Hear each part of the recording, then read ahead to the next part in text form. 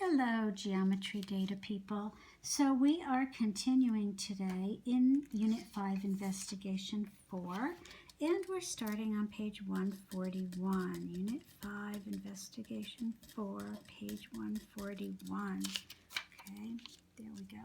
So in the warm-up, we talked about a Greek mathematician called Thales, probably pronounced Thales.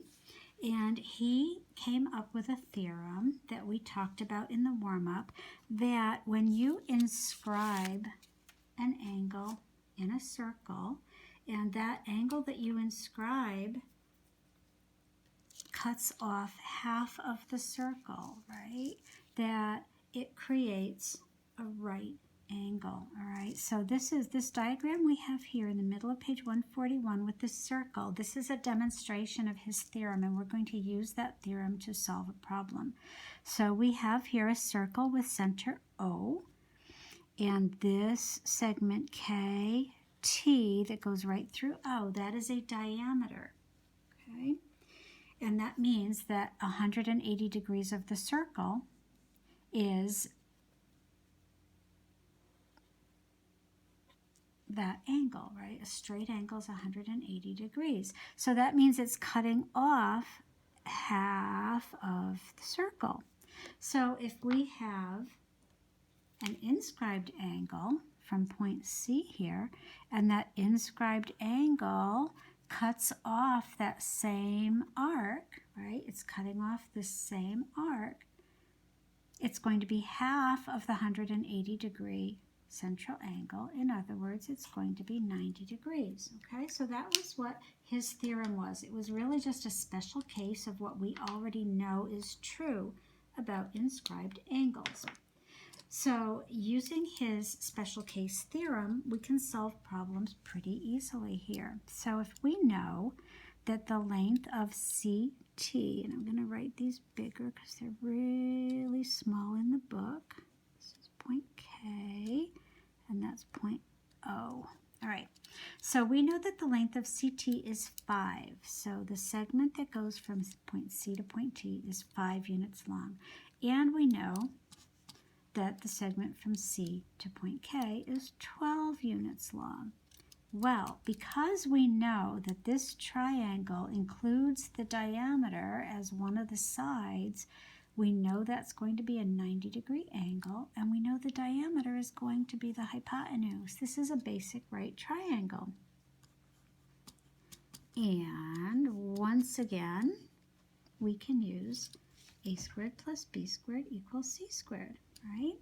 A and b are the legs, so they're 5 squared and 12 squared will equal that hypotenuse squared, right? So 25 and 144 equals c squared. That's 169 is c squared. And we square both sides. And at this point, do you remember what that is? Are you memorizing all of your squareds? Square root of 169 is 13. Okay, so that length there is 13. And if we wanted to know CO is what they're looking for. Well, CO is a radius, right? All the radiuses are going to be the same length. So 13 is the whole diameter. So if 13 is the diameter, the radius is half of that, right? Or 6.5. Okay, because CO is a radius, OT is a radius, OK is a radius, right? So the two radiuses make up the diameter. All right, so that is one quick way we can use his theorem about that being a 90 degree angle. Suddenly these all just turn into triangle problems. So let's do a few more. On the next page, on page 146, we have some more problems. So look at what we have here. We know that, and I'm going to write them bigger again. This is point E, this is point B, O, C, and H.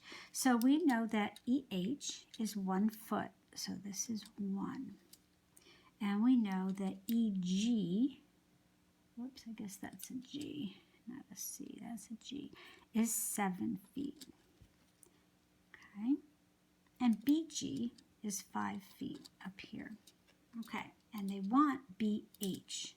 Okay, so let's see what we have here. We may need to do it in 2 steps, folks. So what we have here is a diameter.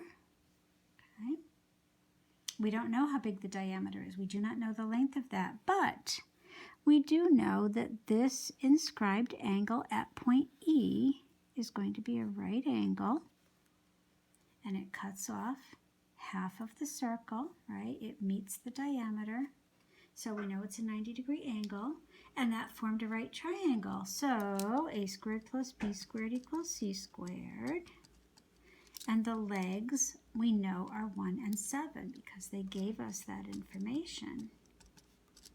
So that's 1 plus 49 is c squared, which is 50. So c is the square root of 50, which is about 7.07. All right, so we're halfway there. Okay, so now we know how long this side is. We know this is 7.07, the length of this whole diameter. So now look what we can do. Again, using the same diameter from point B, we have another right triangle, right? Because the angle at point B, angle HBG, also cuts off that same half of a circle, so it's a right triangle. And so we can solve a squared plus b squared equals c squared. Now we know the c, this is the hypotenuse. We know it's 7.07. We know this leg is 5. And this is the one that they're asking us for, so this is going to get us there.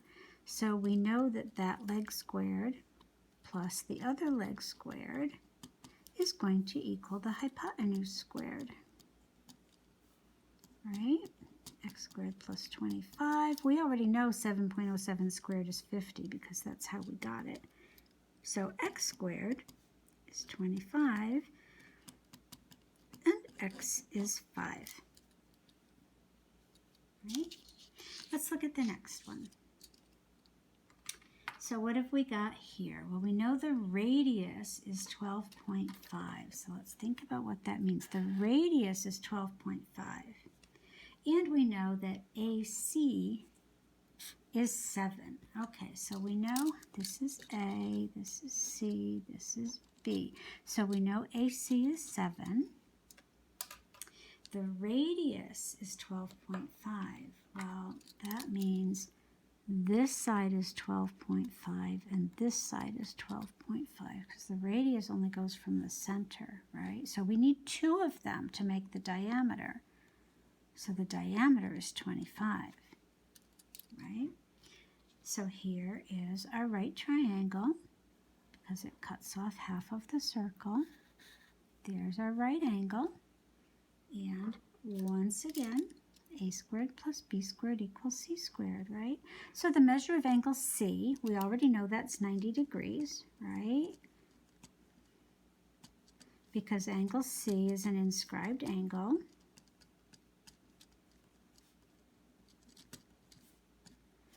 Right? And it cuts off a semicircle. It cuts off half the circle. And we already know that AB is the diameter, is 2 times the radius. So 2 times 12.5 is 25. And now the very last bit, they're looking for how long is BC, and we're going to do a squared plus b squared plus c squared. Our legs are x and 7. Our hypotenuse is 25. So x squared plus 49 equals 625. If you subtract 49 on both sides, you get x squared equals 576.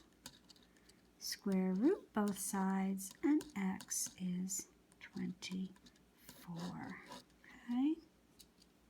So that is how we can use Thales' theorem, which shows that that is a 90-degree angle because it turns all the problems into right triangle problems.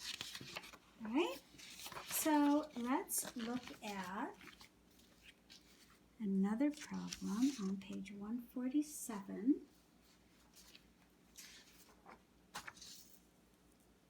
And this one looks very complicated, but like I tell you, we're just going to solve one step at a time, right? We might have to do a few things. It's kind of like a video game. You have to solve one level to move to the next level, right? So we might not be able to solve for x right off the bat.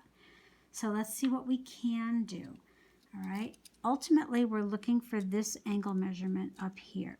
That's the one we want, okay? But let's see what we can do. All right, well, first thing that I can see is that this is our central angle, which is 66 degrees. But I have an inscribed angle here, right? And isn't it cutting off? It's cutting off the same arc, right? So remember, what was the relationship between them? The inscribed angle is half of the central angle, right? So if that was 66 degrees, this is going to be 33 degrees. Okay, so we already know something. Now let's see, what else do we know? Well, I can see, so that was our first step. We figured out the 33 degrees. Now, I can see that this is a triangle. It looks like it's a right triangle, but we don't know that, so we can't use that, okay? But we have two of the angle measurements, right? And what do we know about a triangle? We know that the three angles in a triangle have to add up to 180, right? That's like shorthand, three angles in a triangle. And we know that we have a 44 and a 33, right? So 44 plus 33 plus something has to equal 180.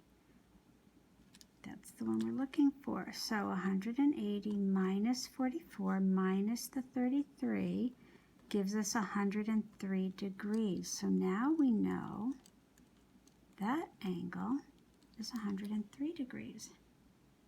We are so close, right? So close.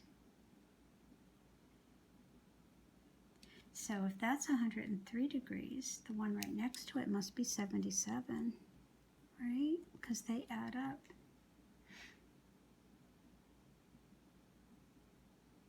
Right?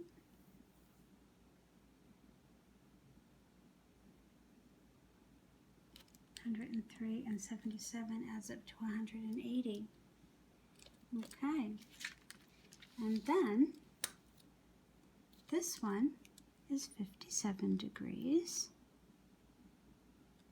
which means that one has to be 180 minus 77 minus 57, which is 46 degrees. So it took us 3 steps, but we got there, okay? All right. Now, one more thing I want to show you is we've been doing everything with triangles, but there's a little bit extra I want to show you. What if it wasn't a triangle that we put in the circle? What if it was a quadrilateral? Okay, so look at a couple of these. These are kind of easy and kind of fun. So we have a circle, and we have quadrilateral ABCD. See how there's 4 points on the circle? And if we connect them, we make a quadrilateral, a 4-sided figure, right? Well, just like a triangle always adds up to 180 because of the 3 sides, you may remember that a quadrilateral always adds up to 360 degrees. So that's a good rule to remember, okay? A quadrilateral angles always always sum to 360 degrees, okay? So that's an important number to remember, okay? So I already measured with my protractor, I already measured all of these angles, right? And I'm going to tell you what all the angle measurements are, because I want to show you a very cool pattern, okay? Angle A is 80 degrees. Angle B is 104 degrees. Angle D is 76 degrees. And all that adds up to 260. So of course this is 100 because it has to add up to 360. You guys, do you notice something? 80 and 100, that adds up to 180, right?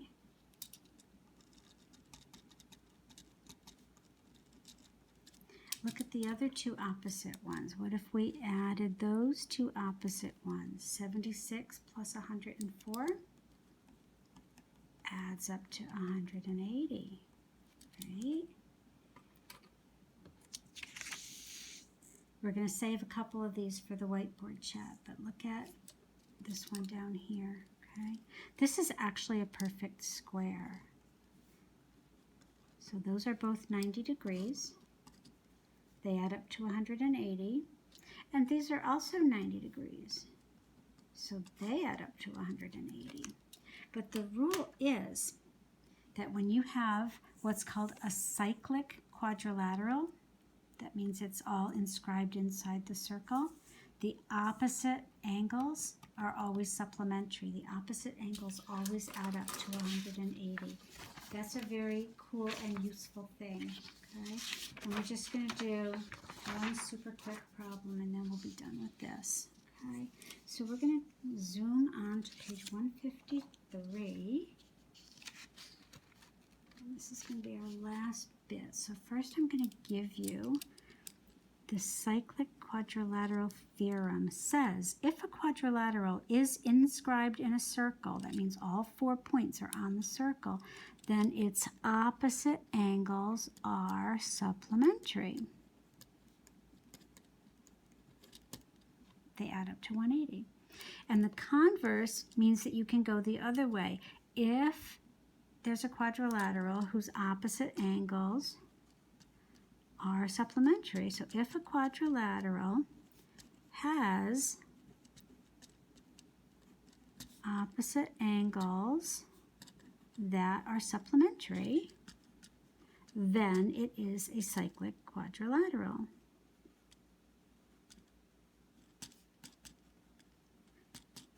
Okay. So it works in both directions. Okay, if one thing is true, that means the other is true, and it also works in reverse. So if the quadrilateral is inscribed, then its opposite angles are supplementary. If the opposite angles are supplementary, then it means that you can inscribe it in a circle. Okay, so let's look at this down here. It's a quadrilateral, 1, 2, 3, 4 points. These points would be opposite. These ones would be opposite. Not all quadrilaterals can be inscribed in a circle, okay? So only when they have certain shapes, right? So these two angles need to be supplementary in order for this to be inscribed in a circle. So this angle plus this angle have to be 180. We don't know how big these angles are because they're expressing them with x's, but this angle is 4x. This angle is 5x minus 9. And if we add, minus 9. And if we add those together, they must add up to 180 in order for this to be cyclic. So that's 9x minus 9 is 180 plus 9 on both sides. 9x equals 189. Final step would be to divide by 9. So if x is 21, then this quadrilateral can be inscribed in a circle, right? So that means this angle would have to be 4 times 21, which is 84 degrees. This angle would have to be 5 times 21 minus 9, which is 96 degrees. And you can see that if you add those two together, it makes 180 degrees. Okay? So that is the only time when you would be able to inscribe this in a circle, as if those were the measurements. All right? So that is all for this lesson, you guys. You can go back to the whiteboard chat now and finish up the lesson. Bye.